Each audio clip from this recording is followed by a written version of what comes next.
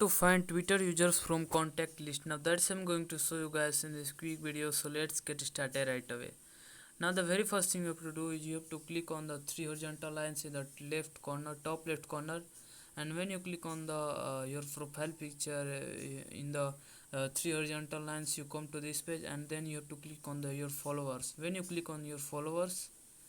then you come to this page, and here you can see the all the peoples that follow you, and in the top right corner you can see this icon, this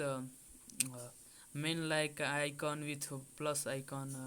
so you have to click on this, and when you click on this you can see the find friends, and you can see the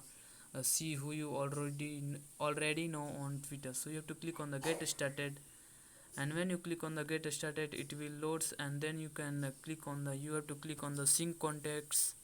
and when you click on the sync contacts, then the people the which is on your contact list, and they have the Twitter account connected to their phone number, then they all were showing up, and then you can add it to your and then you can find the Twitter users, then you can see him, and then you can also add him into your follow him. So that's it, and after clicking on the sync contacts you can see him and you can follow him. So that's it. If you found this video helpful, I appreciate if you subscribe to my channel, like on this video, and comment below that it works. Have a good day.